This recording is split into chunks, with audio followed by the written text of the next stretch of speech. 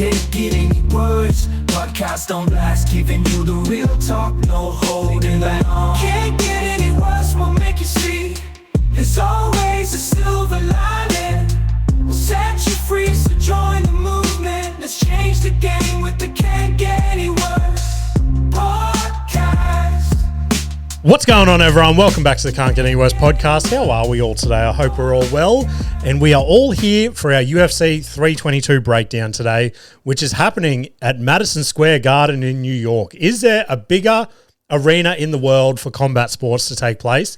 But we will get to that, ladies and gentlemen. But as we always do, let's touch on some news and gossip in the fight world since the last time that we're in here talking about it. So, as an Australian, here's a big fucking news thing for me. Jelly Roll is currently in Australia doing his Australian tour, right? And at his Sydney show, look, he's had a couple of celebrities come out with him and perform with him, you know what I mean? And for his Sydney show, who does he get to come out? None other than Aussie fucking UFC legend, Alexander Volkanovski. Joins Jelly Roll on stage. Not only does he join Jelly Roll on stage, he fucking grabs a microphone and starts singing, you know what I mean? They switch things up for a little bit. Jelly Roll, he's got the championship belt. He's awkwardly trying to wrap it around his waist, you know what I mean? Like, go and watch the video of Jelly Roll trying to put the UFC title on. That's exactly what I would look like if I tried to put it on. It was a hard watch, I'm not going to lie. But, yeah, Volkanovski, he is just living his best life. Like, he's just taking all these moments, and this is what I think he's doing so well, okay? Just from an outsider's perspective. Obviously, yes, he's the champion again, which we all know. Anyone that listens to this show knows that I am a Volk fan till I die, okay? One of the best examples of a mixed martial artist that we've seen come out of Australia.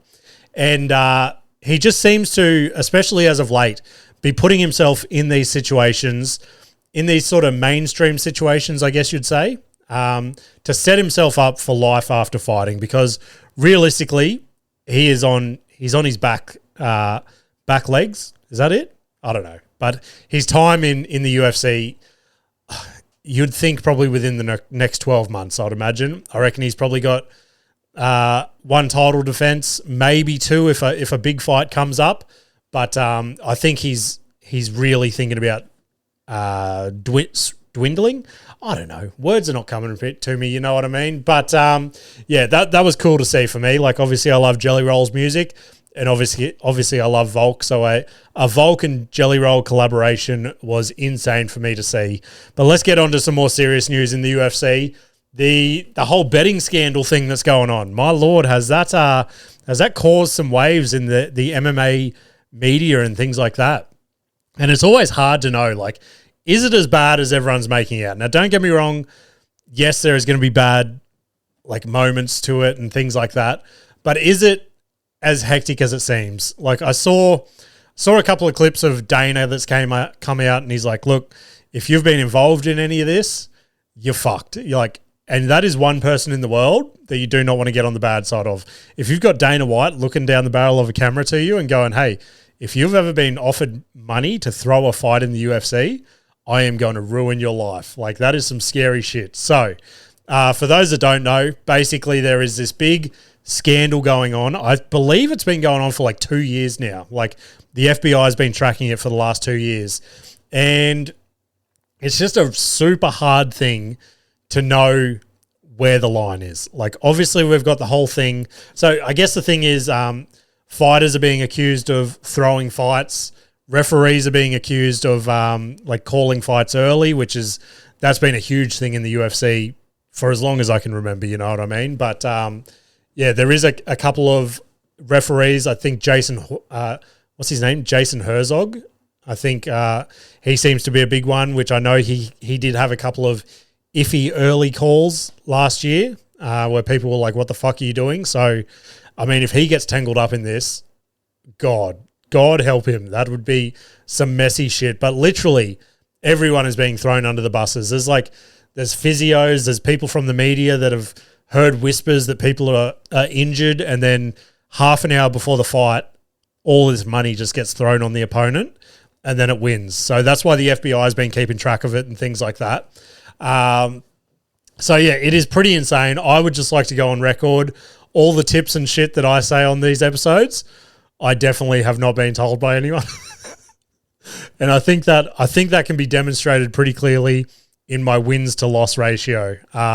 So if I do somehow jag a winner, like if I was to get Holly Holm over Ronda Rousey back in the day, my God, you would never hear the end of it. You would never hear me finish going, oh, I fucking told you guys, all that sort of shit. All my picks are, if I do get them, purely by fluke, okay? It is purely, I heard someone, one of the listeners, and sorry, I forget who it was, just because there's a heap of you messaging me lately. Obviously, I put up the stories for our UFC Can't Bet Any Worse multi, and someone messaged me and they're like, look, I don't know anything about the UFC. I just picked based off who had the most messed up nose. And I was like, mate, that's not a bad way to pick. I reckon if you were to pick based on that and put it up against my tips, that method would probably win more than my picks. Of someone who's obsessed with the sport, sits down, reading statistics, reading like wins to losses, all that sort of shit. And then somebody just picks based on noses. Oh, does your head in, you know what I mean? So shout out to you. If it was you, after this episode, I'll go back and look it up. But yeah, the athletic commission's basically come out and said, look, if it is found that you're tangled up in all of this and you're throwing fights or you've taken money to do something in a fight, you're going to get a lifetime ban, which is absolutely insane. So, yeah, I would just like to reiterate again, if you follow my tips, you could be under FBI surveillance right now. Next one. Look, let's start with the title and then we'll break it down.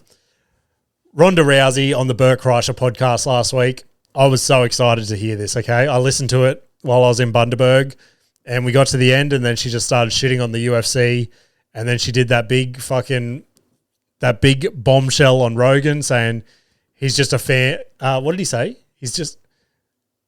fuck, I should have got the actual quote, but something like he's just a fan with an audience or something like that. I'm pretty sure that was it, actually. And my Lord, just to say that about Joe, like, okay, fair enough, you don't like Joe Rogan for whatever, for his politics, for his not liking vegetarians, not liking the trans movement, whatever it be, okay? But there is one thing, the dude has sat cage side for probably more MMA fights than anyone in the world, okay? I feel like that was a bit of a stray bullet just for Ronda to throw. And poor Bert Kreischer has found himself in the middle of all this and he's just trying to giggle it off and it's like, he's copping fire now. They're like, why didn't you stick up for Joe? It's like, dude, I'm sitting across from fucking Ronda Rousey. I'm trying to be cool right now. I probably would have done the exact same thing, you know what I mean? But yeah, it was a bit left of field and then she was sort of, there's been rumors flying around that maybe she'd come back for 300. I didn't really want to buy into it. Like, and don't get me wrong, this is what I was going to say at the start. You guys thought I was a Conor McGregor dick rider. I was a Ronda Rousey dick rider probably before that, okay?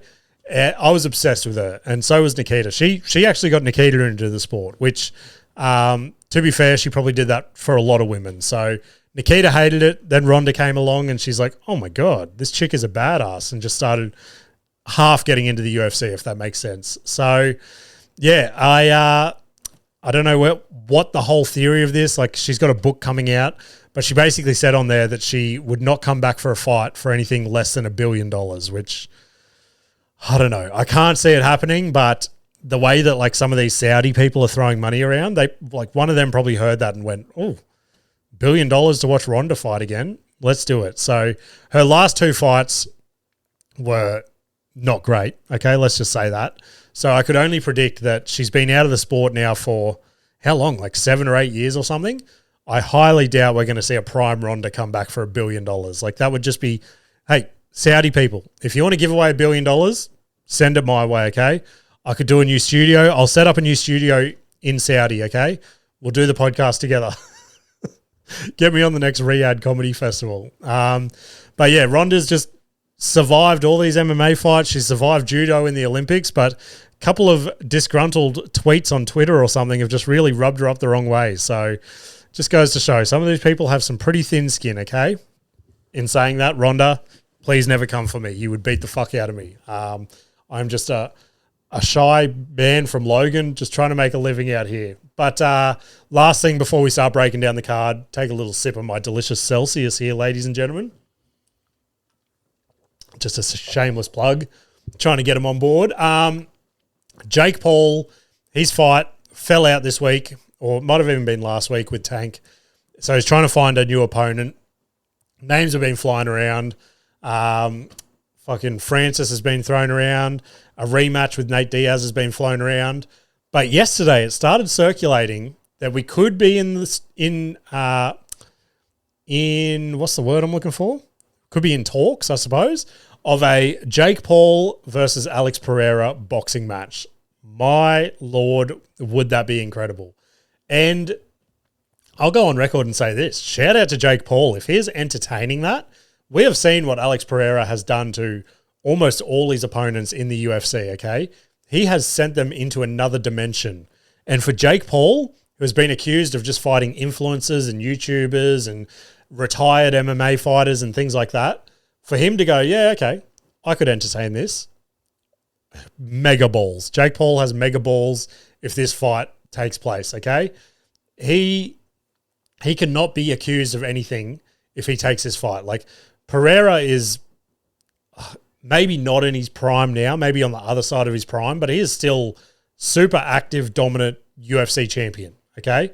If he was to fight Jake Paul, I do not see this ending well for Jake, but you've got to give it to him for going in the ring and just dealing with Pereira's nuclear striking, okay?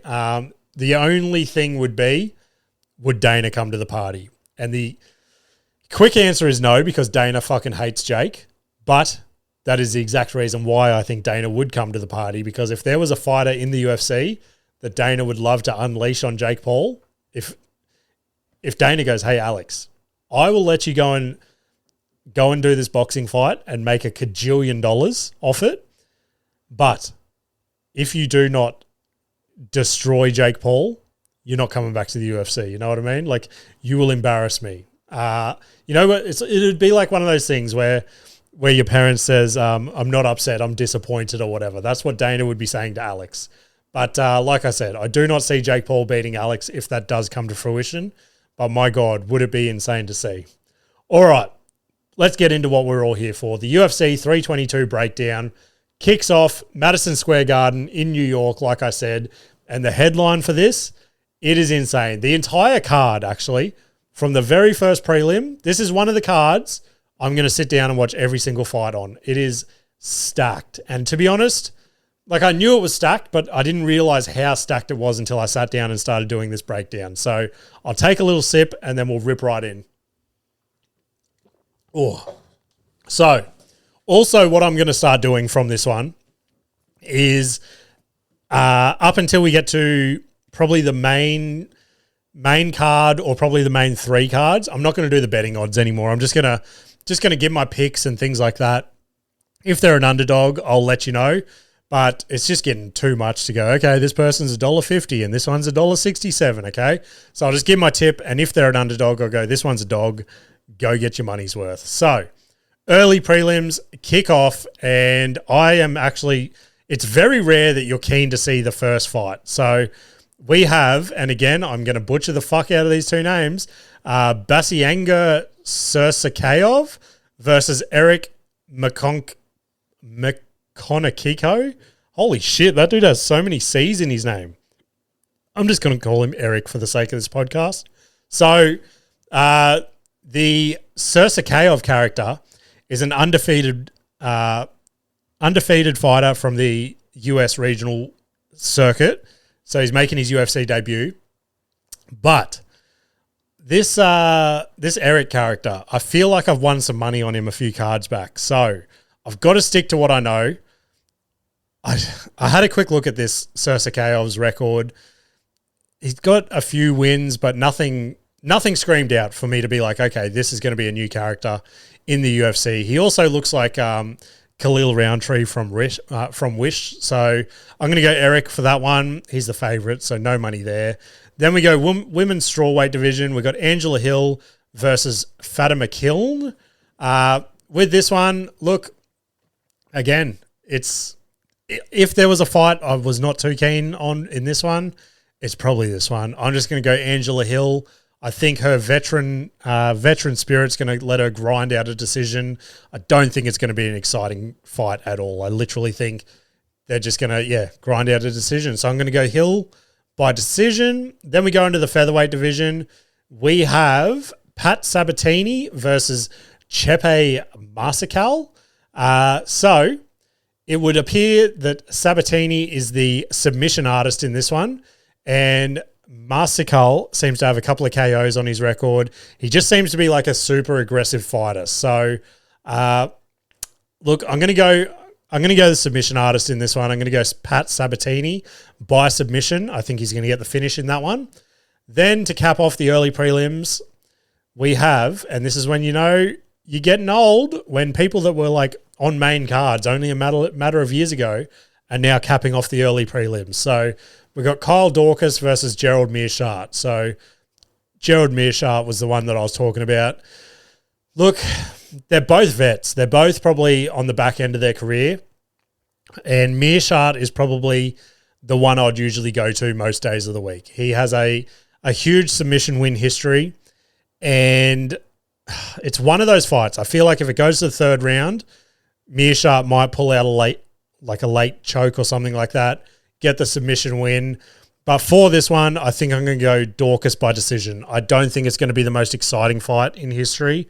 But, I feel like he has the cleaner striking game. If he can grind out a nice, clean and a nice paced fight, I feel like Dorcas will get it done. So that wraps up that one. Then we move to the prelims. Kick it off with Malcolm Wellmaker versus Cody Haddon. Okay, I am excited for this one. So Cody Haddon is the Aussie in this one. He is, I think he's might have had one fight in the UFC. I don't think this is his debut. But, Wellmaker is a wrestler and Haddon is just a ground-out finisher. He's got a couple of KOs. He's got a couple of submissions. Haddon is the underdog in this one. The Aussie is the underdog. And look, you guys know. You already know where I'm going with this. I can never tip against the Aussie. So I'm going our boy Cody Haddon. I hope he gets the finish. Let's go Cody Haddon by KO in that one.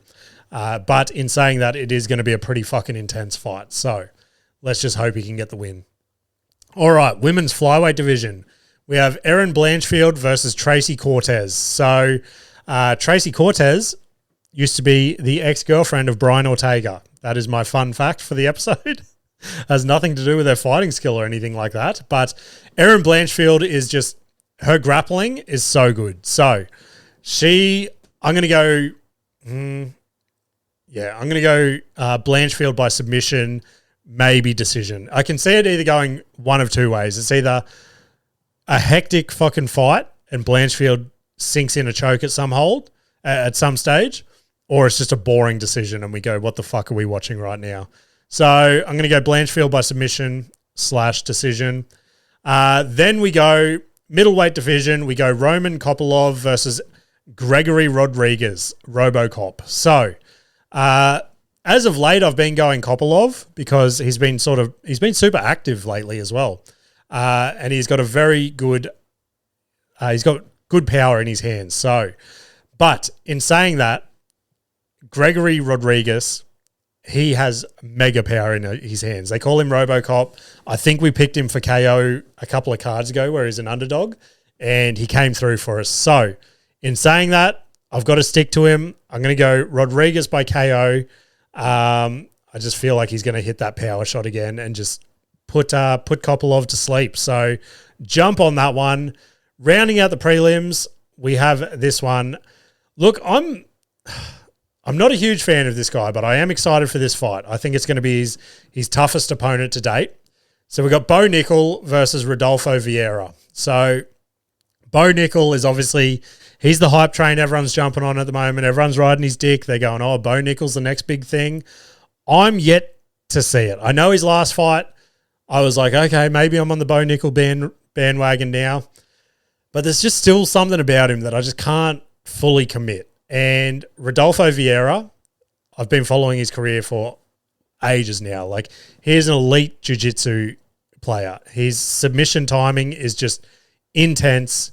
I feel like this is going to be, again, this is either going to go one of two ways.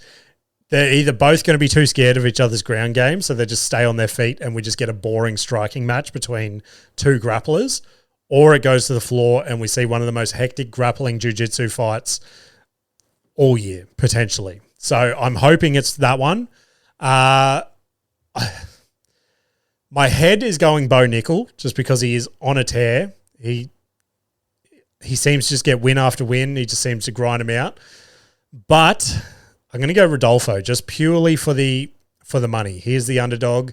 I'm going to go Rodolfo by either submission or decision. But yeah, in saying that, it is literally a flip of a coin fight for me. All right, let's get on to the main card. These fights, this is probably the most stacked main card I've seen this year, okay? It is exciting fight after exciting fight. And we kick it off. These two are going to throw down so well. So we have Beneil Dariush versus Benoit Saint Denis. So Dariush he's a veteran of the sport. He's got solid wrestling and he's got crazy submissions under his belt. And Saint Denis, he was in the French Special Forces, I think it was, or just some sort of military background.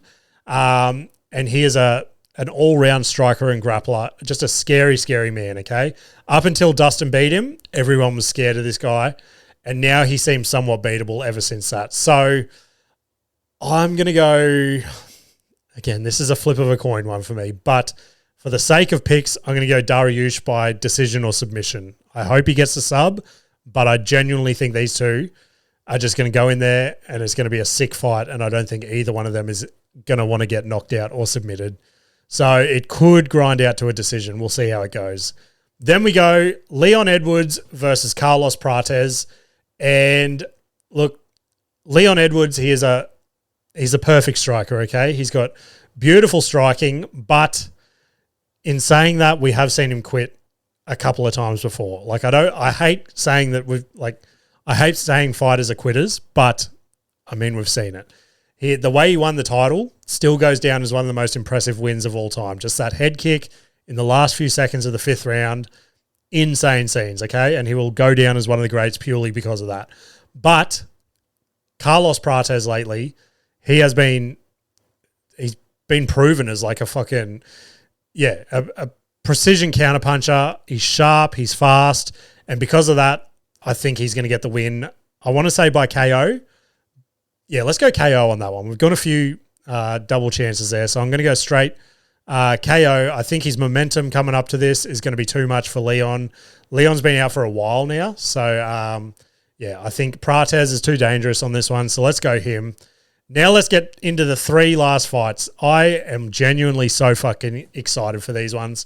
We have in the welterweight division, we've got Sean Brady versus Michael Morales. So this fight I am so excited for. You guys know I've been a big Sean Brady fan for the longest time now. And I think his record is 18-1 and Morales' record is 18-0. So 2 super impressive records there. So Brady he's a wrestler. He'll just grind out the finish. In saying that, he does have some heavy hands as well. He's obviously more of a wrestler than a striker, but he does have it in his back pocket if he needs to pull it out. And Morales, he's a counterpuncher. He is a striker, and he's on the come up. Okay, I am very scared for Sean Brady for this fight, but I can't pick against him. I think these two are going to put on an absolute clinic. I think this has potential. It's hard because the co-main and the main event are going to be 2 absolute classic fights, but this is my sleeper for fight of the night. I think these two are just going to go out there, put it all on the line, and just see who can get it. But I've got to go Brady for the win in that one. Then we go on to the co-main, women's flyweight division. We have veteran of the sport and just all-round classic representative of what a female fighter should be, Valentina Shevchenko. She is the champion going up against Zhang Weili. So Zhang moved up from the strawweight division. She vacated her title purely for this fight, just to go back for the rematch. She wants to get that win. And yeah, Shevchenko, like I said, she is masterful. She's measured. She is the perfect example of a women's champion that we have. And because of that, I just can't go past Shevchenko. I think she gets the decision win. I think Zhang's going to go in there and she's going to swing for the fences and try and get a finish. But I think, Shevchenko is just going to put on a striking clinic and just keep her distance and just, show what that fight IQ is and just edge out the rounds. All right, main event. Here we go, guys. This is exciting. I've not been this excited for a main event in a while, but we have our Australian champion, Jack Della Maddalena, up against it's not world. What is it? Like pound for pound, number one fighter, Islam Makhachev. So this is scary shit. This is a scary, scary fight. Jack Della Maddalena is the explosive striker from Perth, Australia. He won the belt, and his first title defense is up against this absolute bear. Like, he has Khabib in his corner.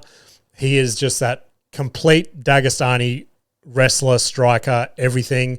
You have Khabib and Khabib's dad before he passed saying that Islam is he's their little project that they've crafted into this, and he has proved nothing short of that. He is unstoppable. Now, to get ready for this fight, obviously Volk has lost against Islam, so Jack's had Volk in his corner.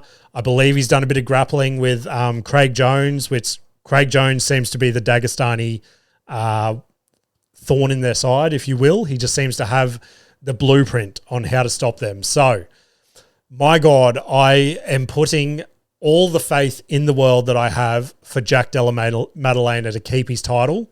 But in saying that, here's my tip, okay? And it's not a great tip. I think my head is saying Makhachev gets the win by submission. I really don't want to see it. There's going to be tears falling from my eyes if we do see that. But every ounce of my body just wants to see our boy JDM go in there and just put on a striking clinic for the ages. Just go in there and show some true Aussie grit and just fucking piece up Makhachev and get a knockout. My God, I will literally be jumping up on my couch like Tom Cruise if that happens. So for the sake of it, I'm going JDM. I'm sticking with our boy. I would love nothing more than a JDM knockout. He retains his title in Madison Square Garden. My God, scenes. Those photos they'll echo from the combat sport history books for time. I don't know what I was saying there, guys. My words have not been with me today, so I apologize for that. But let's get to what we're all here for. Our UFC Can't Bet Any Worse multi. Oh, God, I fucked that up again, guys. Words are not wording. Let's try that again. Our Can't Bet Any Worse multi for UFC 322 in Madison Square Garden in New York. We are going Jack Della Maddalena with 93% of the votes. We are going Valentina Shevchenko with 54% of the votes. And we're going Sean Brady with 77% of the votes, giving us a combined multi of $10.92, guys. And we are going all in with that one. My Lord, will I be on the edge of my seat if all three of those fights pull through, guys. But other than that, guys, I appreciate you guys pushing through this episode. My words have not been wording, as I said, and it has just been a crazy week. But I appreciate you all. If you want to come and see me do some stand-up, I will be at Sunny's at Margate on Saturday the 15th. I'll be at Distillery Road Market Sunday the 16th. I'll be at Newmarket Hotel Monday the 17th. If you're around any of those areas, come say g'day, have a bit of a laugh. If you can't get to those, send submissions via DM at CantGetAnyWorsePodcast or send me an email at CantGetAnyWorsepod@gmail.com. I appreciate all you guys. Keep sharing the podcast around, and I will see you later. Can't get any worse, we'll make you see. It's always